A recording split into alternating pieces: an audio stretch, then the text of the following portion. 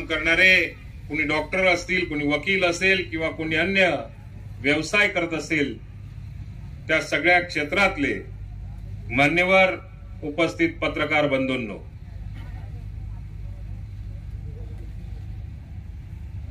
आज या पाणी दौऱ्याच्या निमित्ताने मागे काय झालं याच्यापेक्षा हा सूर्य, हा जयत्रथ, हे दाखवण्याकरता खऱ्या अर्थाने आपण या पाणी दौऱ्याचा उद्देश ठेवलेला आहे. आपल्याला सगळ्यांना कल्पना आहे,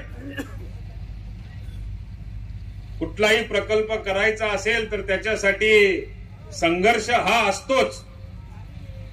आणि भागवत पाटलांनी सुरुवातीला ते सांगताना कदाचित विसरून गेले, पण सुरुवात करताना सुद्धा या प्रकल्पाबरोबर पुनर्वसन सुद्धा झालं पाहिजे. 700 लोक कोडेल होता तुमले, 800 लोक 700 आणि 800 होता वाटत आहे, याद नाही मला आधी 801 24 तास कोंडेलो धाक होते मी. हा, आणि पाकरी बी 3 टाइम लागते ना होती, मुकाल करायला झाला त्याच. पण सुरुवात ही त्यांच्या माध्यमातून, संघर्षाच्या माध्यमातून आपल्याला सगळ्यांना या प्रकल्पाच्या सुरुवातीलाच बघायला मिळाली. 98 ला प्रकल्पाची मान्यता मिळाली. त्याच्यानंतर माझ्या माहितीनुसार 99 ला त्याची पहिली सुधारित प्रशासकीय मान्यता मिळाली.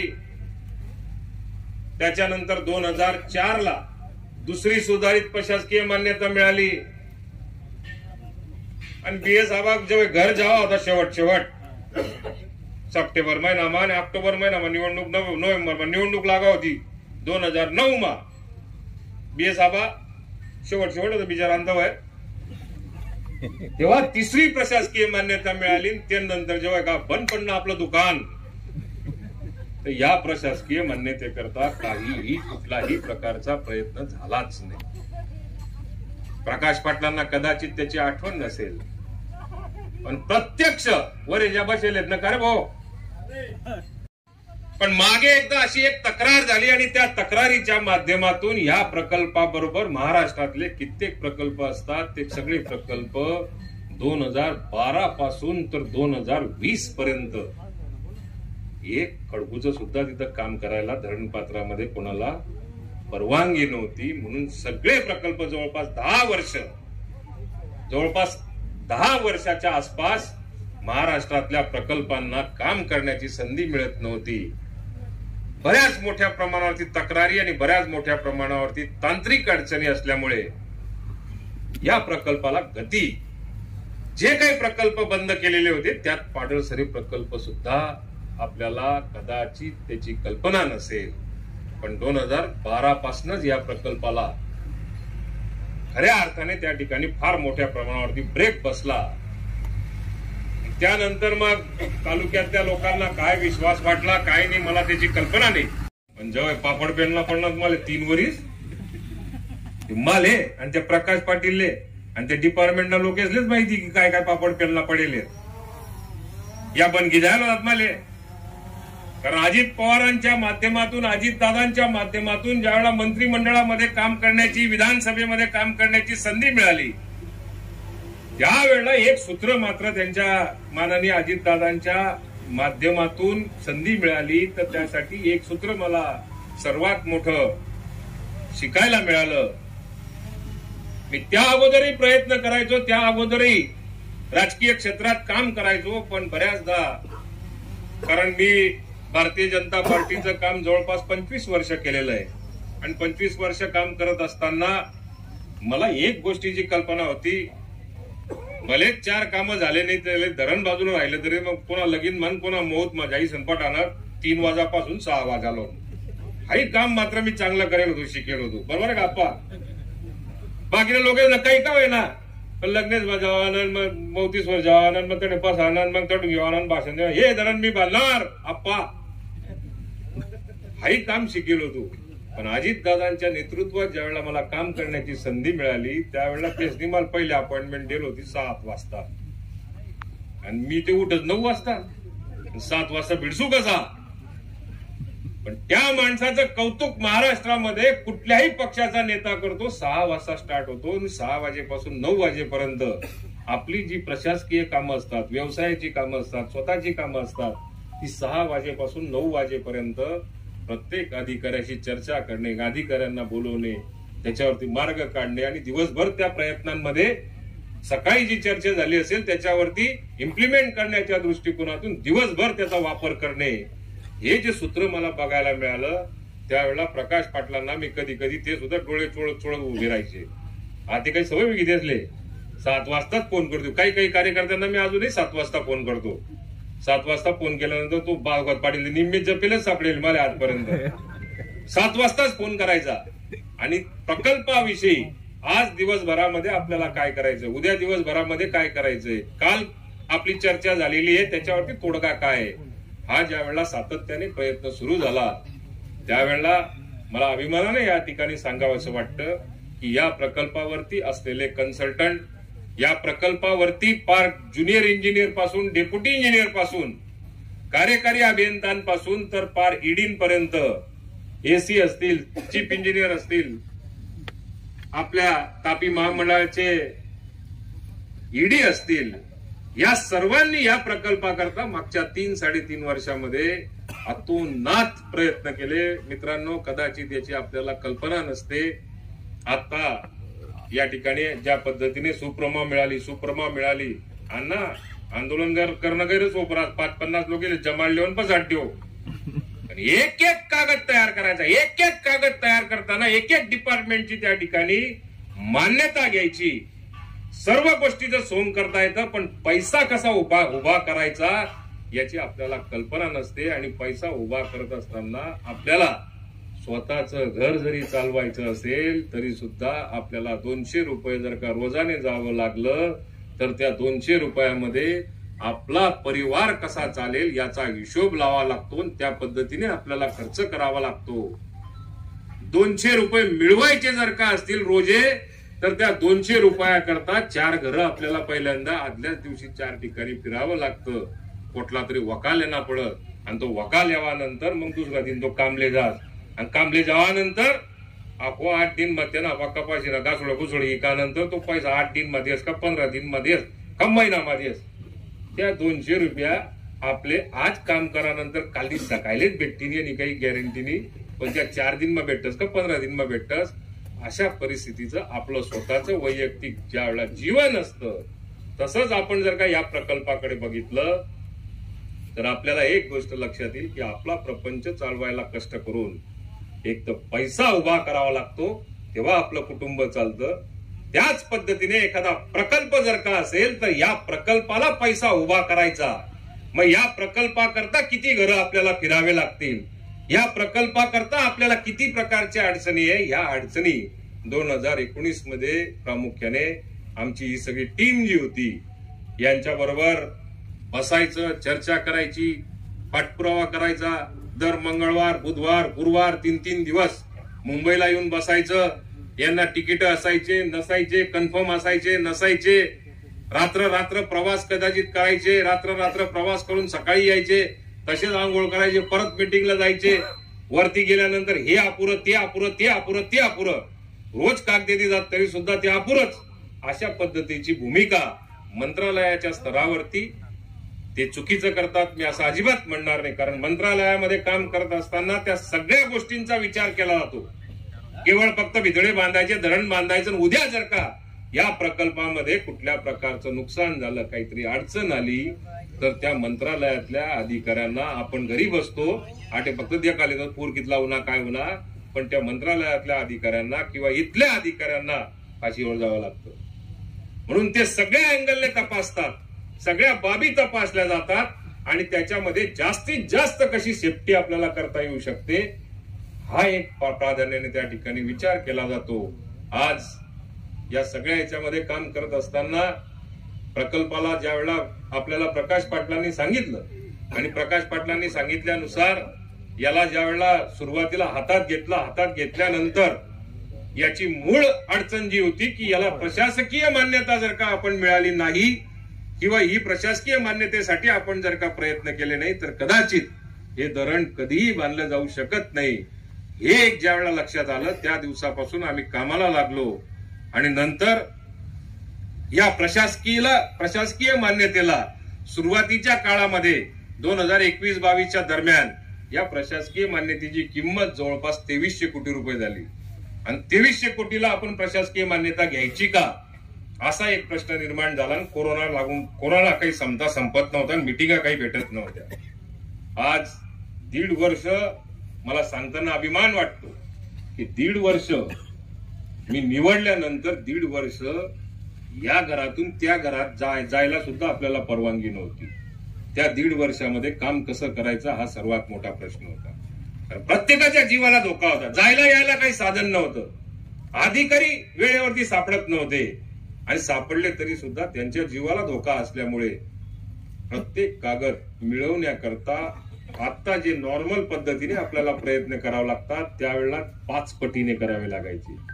वेळ आली तर माझ्या बरोबर कोणी जर का नसलं तर मी काही आमदार झालेलो आहे असा विचार करायचो नाही. स्वतःच घासोडं उचलायचो आणि त्यांच्या समोर ठेवून द्यायचो. एवढे कष्ट त्याच्यासाठी करावे लागलेले. आणि त्या दृष्टिकोनातून ज्या वेळेला या प्रकल्पाची 2300 कोटीला मान्यता द्यावी का असा विचार आल्यानंतर मग नंतरच्या काळामध्ये आपण जयंत पाटील साहेबांना आणलं आणि म्हटलं नाही आपल्याला 2 टप्प्याच्या ऐवजी 1 टप्प्यात करायचं आणि आताची कॉस्ट जी ती थोडीशी परत वाढलेली आहे तर याच्यात विचार परत 2800 कोटीपर्यंत हा प्रकल्प मला असं वाटतं की 2022च्या जवळपास 22च्या जवळपास याची किंमत 2300 वरून परत 2800 रुपये झाली. आणि 2800 झाल्यानंतर योगायोग असा झाला की सरकारच बदली की आम्ही रात मग घर येवानंतर मग मी आगो कंडा पडी की सला दिन बहीण आधी मी ते बोलायचं आहे पण आता करसू काय पुढे. आणि याबळा भाजपला बडा चॅप्टर होता या ऊ देतात नाही विरोध मा राहतात ते आता मी सत्ता माय मरीजन उभी राहिना ते ऊस देतात नाही या. पण आज या ठिकाणी परत त्या 2022च्या घडामोडीनंतर 1 वर्ष सांगून पुढे टीव्ही चिंता करू नका. राम मंदिर कसं बांधणार ते बी मांडता येईल माले आणि कसं नाही बांधणार ते सुद्धा मांडता येईल.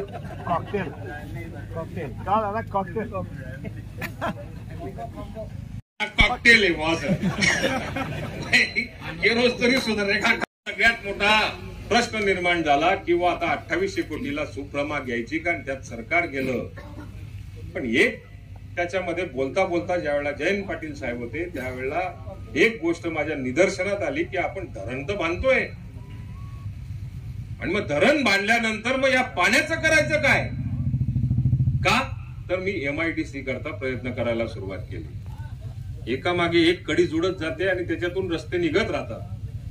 मी MIDC करता ज्यावेळेला प्रयत्न करायला लागलो त्यावेळेला MIDC मध्ये काही उद्योजकांनी मला असा प्रश्न विचारला की तुमच्या इथं पाण्याचे सोर्सेस काय. मग पाण्याचे सोर्सेस म्हटल्यानंतर आमच्या इथे धरण म्हटलं ते धरण 20 वर्षानंतर 25 वर्षानंतर होईल. आज काय असा पक्का सोर्स विचारायला लागले. मग मी त्यावेळेला धरणाच्या PR पाटलांशी अधिकाऱ्यांशी बोललो की आपल्याला हे पाणी तर अडवलं जाईल पण या पाण्याचा आपण उद्योग क्षेत्रामध्ये त्यांच्यापर्यंत पोहोचवायचं असेल किंवा शेती क्षेत्रामध्ये पोहोचवायचं असेल शेतीसाठी पोहोचवायचं असेल तर काय करू शकतो म्हणजे ते काही नाही आहे. नुसतंच बिथळ बांधावे गेट टाकावे आणि पाणी मात्र तुम्ही देखा ना आणि नाव घेऊन इथे देखा ना मासागी मारा करता 2-4 जण तुमनं पाणी उकलेलं म्हणतो बापरे. सगळ्यात मोठी अडचण अण्णा ही होती. अजून 4 वर्ष धरण झालं नसताना तरी मी मान्य केलं असतं. पण जर का धरण बांधल्यानंतर आता मी नंदुरबार जिल्ह्याचा पालकमंत्री आहे. नंदुरबार जिल्ह्याचा आमदार आपण या ठिकाणी सगळ्यांनी मिळून या तालुक्याने करून दाखवलेला आहे. एवढे विद्वान लोक आपल्या अंबळनेरमध्ये इतके पराक्रमी लोक आपल्या अंबळनेरमध्ये त्या जिल्ह्यामध्ये नंदुरबार जिल्ह्यामध्ये मी ज्यावेळेला पालकमंत्री म्हणून अण्णा काम करायला गेलो त्यावेळेला एक नजर माझ्यासमोर पहिलाच गेल्या प्रश्न जर का आला तर बुराई उपसा सिंचन योजनेकरता दादा आम्हाला मान्यता मिळवून द्या. मिळून देतोय 1 महिन्याच्या आत मिळून दाखवणारे आश्वासन दिलेलं आहे.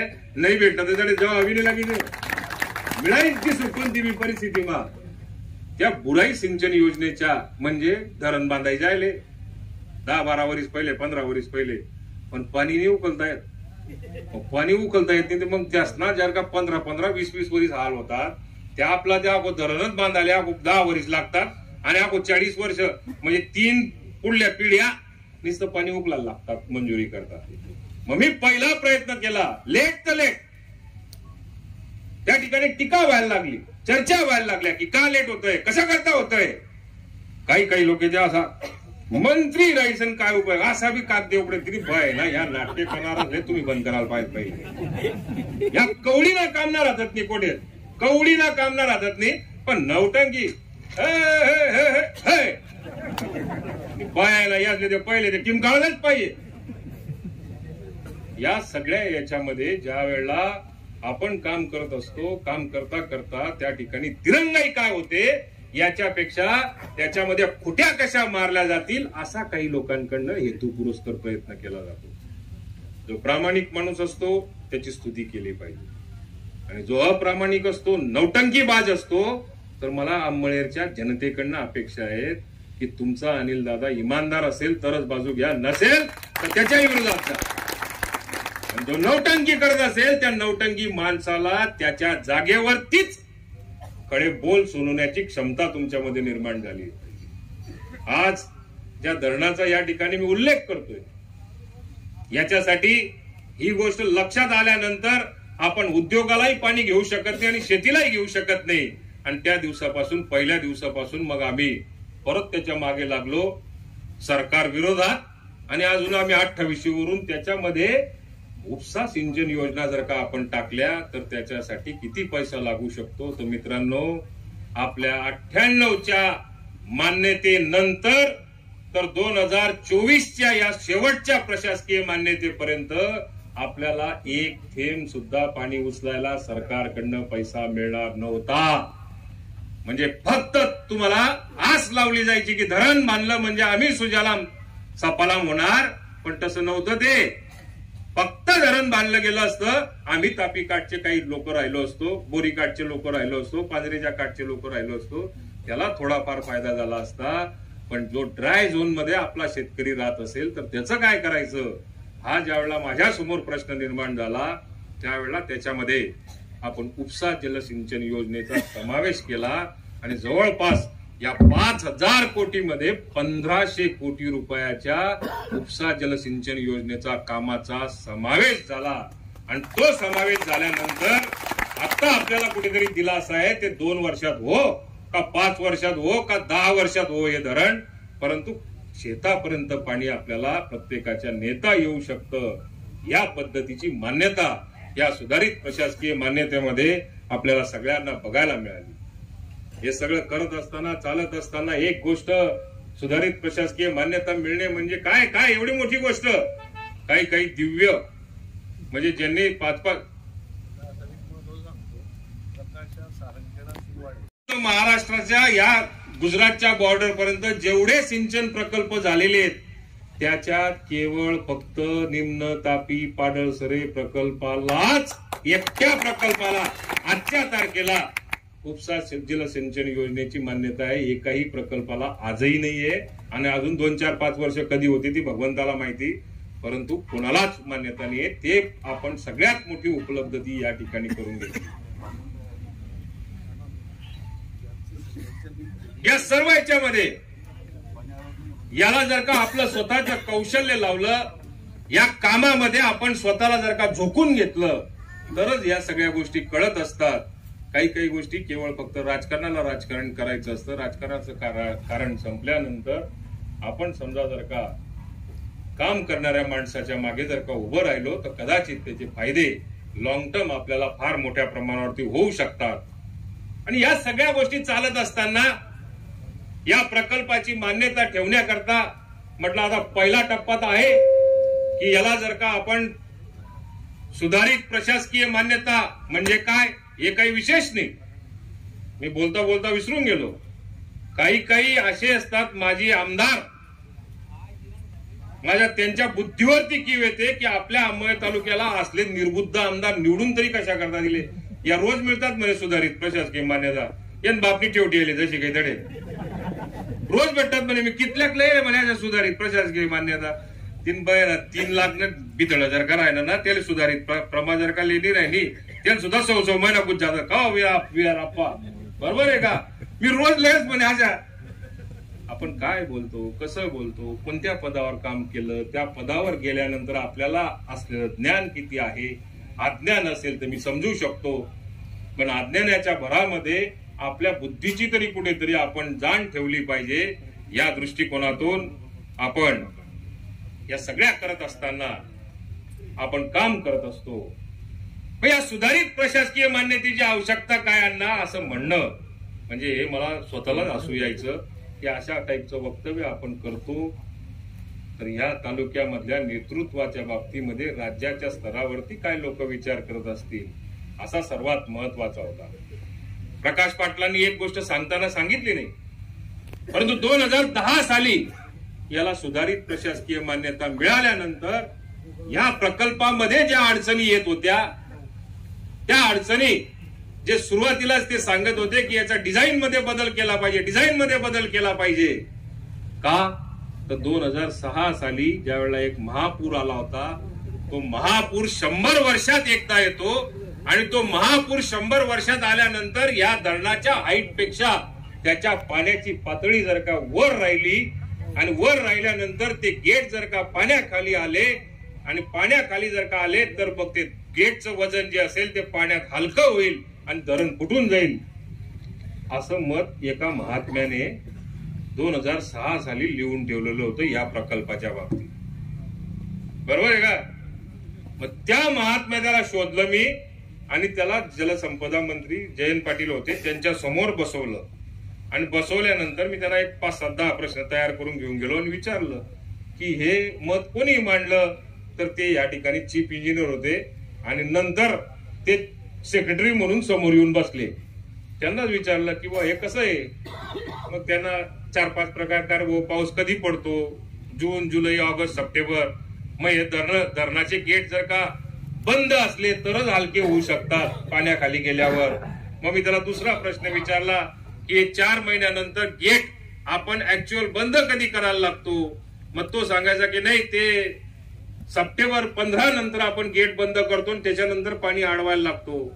मग ते जर का बंद पडले 15 सप्टेंबरच्या अगोदर 15 सप्टेंबरच्या नंतर किती पाऊस पडतो आणि पाऊस पडला तर मग एकदम धो पाऊस जर का पडला आणि गेट 15 सप्टेंबर नंतर जर का बंद झाले तर या धरणाच्या वरून पाणी जाऊ कसं शकतं. मग तो म्हणे नाही त्याच्यानंतर जाणार नाही, त्याच्या अगोदर गेट उघडे असतात का. मग गेट बंद आणि चालू करण्याचा अधिकार अंबळनेर तालुक्यातल्या कोणत्या पब्लिकला आहे. तो नाही म्हणे नाही तो आम्हालाच अधिकार असतो. मग पाणी काही पळावे, पाणी कवय येवाय, धरणमा का पाणी कितलं पळावे आणि धरणा गेट जर का तुम्हाला बा हँडल दिलं राहिलं ते मग उघडाव कोण आहे. हा प्रश्न विचारल्यानंतर त्या महात्म्याच्या लक्षात आलं की हा माणूस काही कच्चा नाही, अहो पुरी माहिती लिही सांगेले. तो म्हणे काही हरकत नाही. या धरणाकरता त्या कारणामुळे 2010 ला 17 TMC वरून केवळ फक्त 9.85 TMC ची याची उंची 2010 ला करून ठेवलेली होती.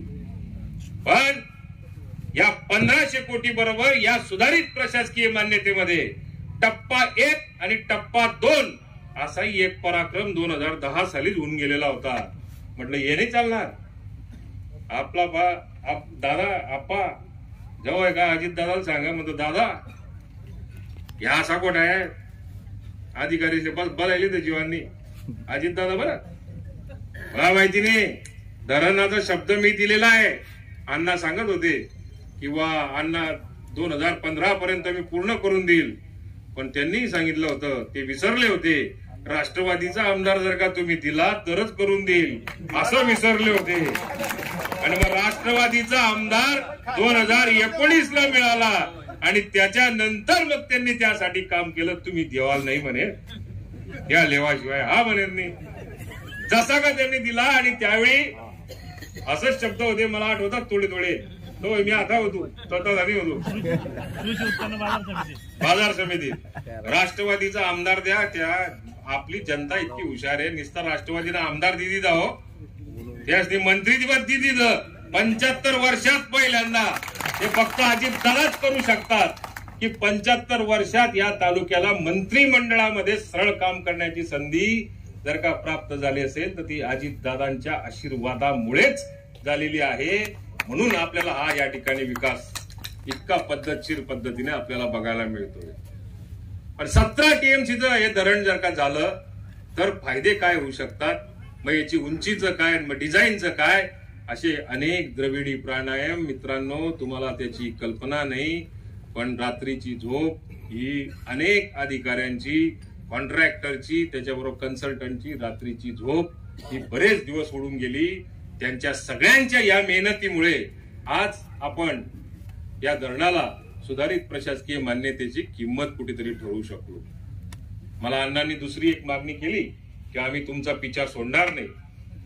तुम्ही सोडी विधी रात्री मीच धरांना पिछा सोडावणे. तुम्ही सोडी दिली का मागू जाऊ द्या, किती मी आता जाऊ द्या, पण मीच स्वतः सोडावणे. कारण का आज त्यांनी मला सांगितलं की प्रधानमंत्री सिंचन योजनेमध्ये त्याचा समावेश करण्याकरता आम्ही तुमच्या मागे लागू. तुम्ही ते आज सांगितलं ना, ती सुप्रमावी ना या सुधारित प्रशासकीय मान्यतेनंतर याला केंद्राकडनं किंवा अन्य कुठल्या याच्यातून आपल्याला पैसा जर का घ्यायचा असेल तर अण्णा ती रात्री 7 वाजता सुधारित प्रशासकीय मान्यतेना कॅबिनेटમાં नोट तयार होईनी. त्यांना दुसरा दिन थोडासा आम्ही आनंद व्यक्त करा, जपणूक गिपणूक जेवण खावण करा, पद्धतशीर आता फिरायला गोत मजा मारली ती एक दिन. तिसरा दिन पासून 800 कागदे लागत असतील. 800 कागदे दिल्लीच्या सीडब्ल्यूसीच्या ऑफिसला पोचवायला सुरुवात होऊन गेली.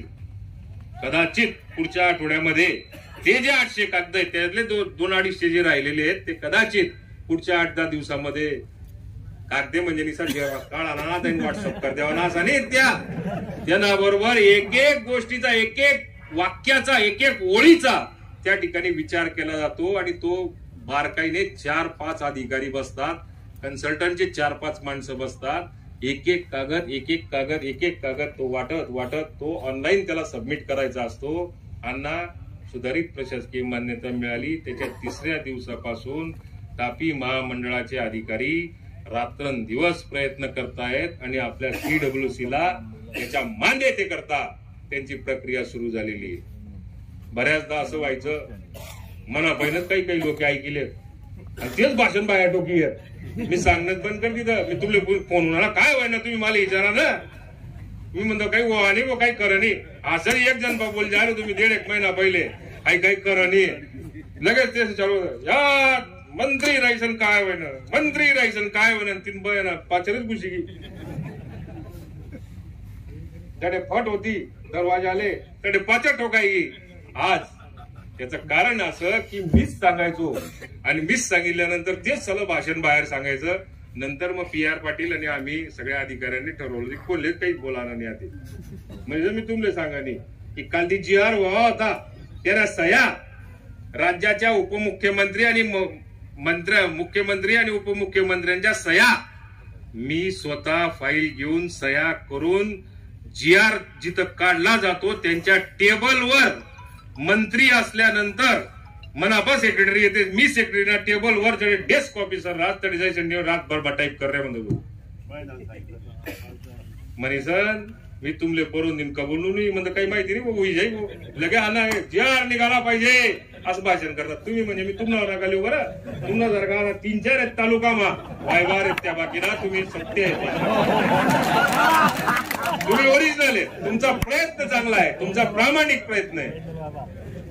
या सगळ्या याच्यामध्ये मिळाल्यानंतर म्हणजे राज्याचा हिस्सा याच्यामध्ये किती असा असला पाहिजे तो राज्याचा हिस्सा ठरवला जातो. त्याचं एक पत्र तयार करून ते दिल्लीला पोहोचवलं जाईल, सीडब्ल्यूसीची मान्यता घेतली जाईल आणि मग त्याच्यानंतर सरकारची निवडणूक नाही लागली तर मला असं वाटतं की ती PMKSY किंवा अन्य कुठल्याही योजनेमध्ये आपल्याला ह्या प्रकल्पाकरता पैसा मिळवता येईल. आता येणाऱ्या काळामध्ये काही कागदे उपटणारा गिराईके तुम्हाला आखो कागदे उपटावे. कोणता मुद्दावर आजच सांगितलं बरं, मला बाकी चांगलं माहिती राहत. या प्रकल्पाकरता राज्यात, अख्ख्या राज्यात म्हणण्यापेक्षा आपल्या तापी महामंडळाच्या याच्यावर, तापीच्या उगमस्थानापासून तर याच्यापर्यंत जो राज्य सरकारचा हिस्सा द्यायचा असतो तो समजा असा धरा तुम्ही, तर तो हिस्सा 5,000 कोटीचं धरण जर का असलं तर 1200 ते 1500 कोटी पर्यंत राज्याचा हिस्सा असेल, 40%. आणि PMKSY मध्ये असला तर तो 15%. 15% मला जे समजलं 15% असेल. जाऊ द्या, 15 बी जाऊ द्या, 40 जाऊ द्या, 25%. 25% जरी धरला तर 5,000 कोटीच्या धरणाच्या अगेन्स्ट आपल्याला 1400-1500 कोटी रुपयाच्या आसपास राज्याचा हिस्सा असेल. आणि राज्याने आजपर्यंत जवळपास त्याच्यावर 750 कोटीच्या आसपास खर्च केलेला आहे. मग ज्या वेळेला आता मार्च महिन्यामध्ये बजेट तयार होईल, त्या बजेटमध्ये राज्य याच्यावर 100 ते 150 कोटी रुपये टाकेल. इथला पैसा भेटणार, मग त्याला आता 150 कोटी कस काय भेटणार, हे मूर्ख बनवायची फॅक्टरी परत एकदा काही दिवसांनी चालू होईल. कारण राज्याला 1200-1300 कोटी पर्यंत फक्त जायचंय आणि केंद्राकडनं आपण 3,500 कोटी रुपये इथं मिळवणार आहे. म्हणून ही फॅक्टरी जर का आपल्या समोर आली, बंद कर दुकान, सांगा ना बंद कर, आवाज करू नको. आपला चांगला लोक नाही करावा, जे दुःख लागत ना तेच करतील फक्त. बाकी ज्याला कळतं तो अजिबात करणार नाही. म्हणून येणाऱ्या बजेटमध्ये मला असा अंदाज आहे की याच्यावर मॅक्सिमम 150 कोटीच्या आसपास, 140 ते 150 कोटीच्या आसपास स्टेटचा त्या ठिकाणी हिस्सा राहील. आणि त्याच्यानंतर मग केंद्राचा हिस्सा आपल्याला, कारण पहिले केंद्र बी गर चॅप्टर, पहिले तुम ना पैसा खर्च करा आणि मग आमना पैसा दिसूत, असं भानगड असतं डेबी. तुम्ही काय आमना पैसा लिहिली आणि मागे तुला हात वर करी दिशात, तसं नाही चालत. तुमना पैसा पहिले दाखला आमले.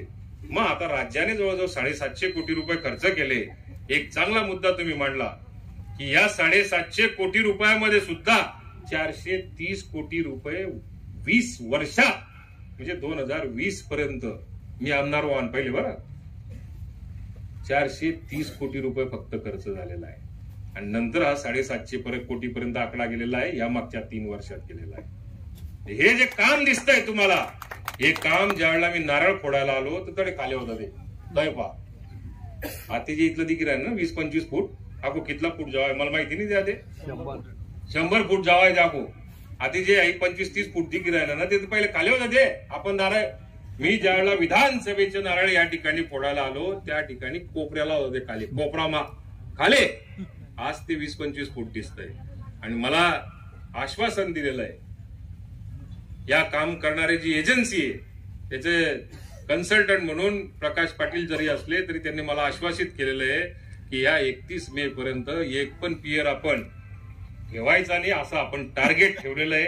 मला माहिती आहे तांत्रिक अडचणी असतात, कधी कसल्या अडचणी असतात, मागे पुढे होऊ शकतं, पण 100 फुटापर्यंत सगळे पिलर जे असतील ते पियर म्हणतो ते अर्ध असले समजा, पिलर मराठी भाषा आहे, त्या पिलर जे आहेत त्या पिलर 100 फूट लोंग आपले 31 मे लोंग करणं आहे. ते दाखला करता तुमले आठेला कालदी फुटी सण तुम्ही जर काही विचार कारण काय काम चालू आहे ते छाती ठोक तुम्ही देखा नंतर सांगू शकता.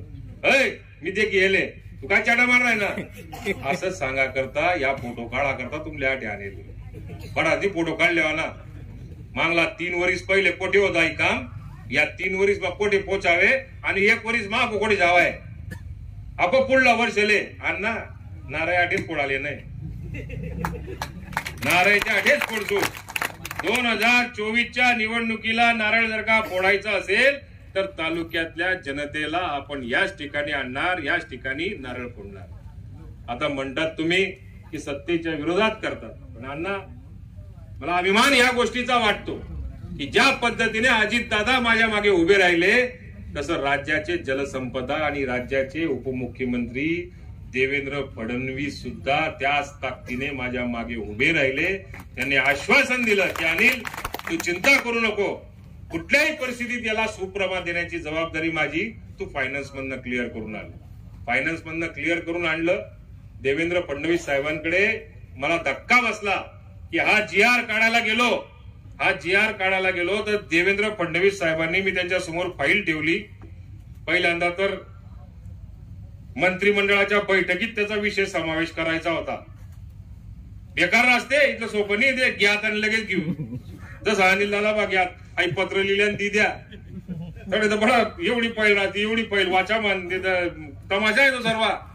आणि त्याच्या ह्याच्यामध्ये ज्या वेळेला मंत्रिमंडळात समावेश करायचा, मला साधा ब्र शब्दाने सुद्धा देवेंद्र फडणवीस साहेबांनी विचारलं नाही. या प्रकल्पाला मान्यता द्यायची आहे.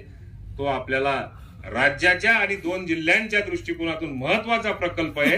त्यांच्याकडे गेल्यानंतर त्यांनी लगेच मुख्यमंत्र्यांकडे फॉरवर्ड केली आणि त्याच्यावरून मला अभिमानाने सांगावंसं वाटतं की राज्याच्या उपमुख्यमंत्र्यांनी, दोन्ही उपमुख्यमंत्र्यांनी सह्या झाल्यानंतर हा प्रकल्पाला मान्यता देण्याकरता राज्याच्या मुख्यमंत्र्यांनी कॅबिनेटमध्ये बसल्यानंतर तो बिना वाचायचाच सही करून दिली. एवढा मोठा मनाचा मुख्यमंत्री अख्ख्या महाराष्ट्रात आजपर्यंत कधी लाभलेला नाही.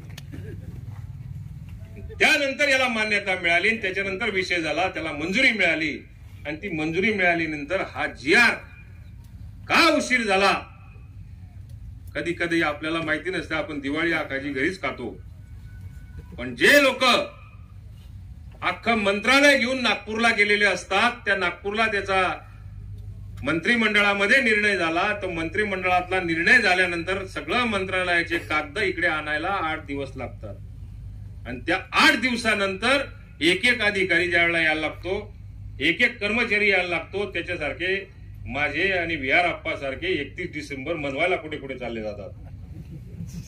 ते 31 डिसेंबरला गेले तर ते 27 डिसेंबरला चालले जातात आणि 27 डिसेंबरला जर का गेले तर ते 2 जानेवारीलाच त्या ठिकाणी येतात आणि 5 जानेवारीला GR आपण काढून दाखवलेला आहे. 5-7 तारखेला माझ्यामध्ये तो काढून दाखवलेला आहे. या सगळ्या गोष्टींच्या अडचणी ज्या असतात त्या अडचणींवर मात करत करत आज आपण याच्यावरती अंतिम टप्प्यामध्ये आलेलो आहे. येणाऱ्या काळामध्ये आपल्याला शेतापर्यंत पाणी कसं जाता येऊ शकतं त्याचे सर्वे, प्रकाश पाटील तुम्ही तेही सांगायचं राहिले की याचा सर्वे सुद्धा सुरू झालेला आहे. आता पाणी जर का याच्यानंतर 10 वर्षानंतर 5 वर्षानंतर आपल्याला पाण्याची उपलब्धता होईल, पण लिफ्ट कशी उचलायची, मग ती लिफ्ट उचलताना ते लिफ्ट कुठपर्यंत न्यायची, मग त्याच्यासाठी ग्रॅव्हिटीने आपण पाणी कसं पोचवायचं, मग त्याची मेन लाईन कशी असेल, त्याच्या उपलाईनी कशा असतील, शेतकऱ्याच्या शेतापर्यंत ते पाणी कसं जाईल आणि त्याच्यासाठी कमीत कमी शेतकऱ्याला बोजा कसा पडेल. बंधक ती जी पाईपलाईन असेल ती पाईपलाईन एखाद्या उंच ठिकाणी नेऊन त्याच्यानंतर खाली पाईप आपण छोट्या स्वरूपामध्ये कसे पोहोचवू शकतो याचं डिझायनिंगचं काम हे सुद्धा अंतिम टप्प्यात आता आलेलं आहे. पण या सगळ्या लिफ्ट होतील, या लिफ्ट बरोबर हे पाणी जाईल कसं, मग त्याच्यासाठी लागेल वीज. वीज लागली तर मग आज कुठे, काही नाही. आपण मला मंत्री बनल्यानंतर जी संधी मिळाली त्या विजेची योजना भविष्यामध्ये 10 वर्षानंतर आपल्याला किती सबस्टेशन लागू शकतात, विजेचा लोड किती लागू शकतो, एवढा बारकाईने दूरदृष्टीने विचार केला तर आज आपण कमवायला लागतो आणि त्याच्यानंतर 10 वर्षानंतर जसं घर बांधतो तशा प्रकारचं पुढच्या 50 वर्षामध्ये, पुढच्या 100 वर्षामध्ये आपल्या तालुक्याला आपल्या नंतरच्या येणाऱ्या पिढ्या ज्या असतील त्याचं काय करावं लागेल, त्यांना जास्तीत जास्त समाधान कसं लाभेल याचं नियोजन हे मागच्या 3 वर्षापासून करताना या लिफ्टचं सुद्धा त्याच्यामध्ये आपण नियोजन सुरू केलेलं आहे. कदाचित मला उद्यापासूनच विचारायला लागतील, का हो दादा तुम्ही ते लिफ्टनं भाषण करेल होतं ते काय होईना का नाही होईना, पण बापीच ठेवलेले जसे घेतडे. इथलं सोपं नका समजू. निश्चित पाईपलाईन आपला वावरेच मग करेल ठिबक करी राहील ना, त्यासाठी सुद्धा 3-3 वरी गुज जातात आपला. म्हणून मतदारसंघातल्या शेवटच्या माणसापर्यंत आपण हे पाणी कसं पोहोचवू शकतो याचं लिफ्टच्या द्वारे, पाईपलाईनच्या द्वारे, कॅनल बिनॉलने जाणारे पाईपलाईनच्या द्वारे जाणारे. पण जसं प्रकाश पाटलांनी सांगितलं की हे धरण आणल्यानंतर तर आपल्या नद्या नाले तालुक्यामधल्या या कशा त्या ठिकाणी पाणी थांबेल, ते पाणी थांबलं तर ते जमिनीत कसं जाईल आणि वॉटर टेबल आपली कशी वाढेल याच्यावरती फार मोठा फायदा येणाऱ्या काळामध्ये बघायला मिळेल. आज मला या धरणाविषयी भरपूर काही सांगितलं. आता याच्यानंतर आपलं जे जे असेल त्याची कार्यवाही आपण तर स्वतः आता गावोगाव करणार.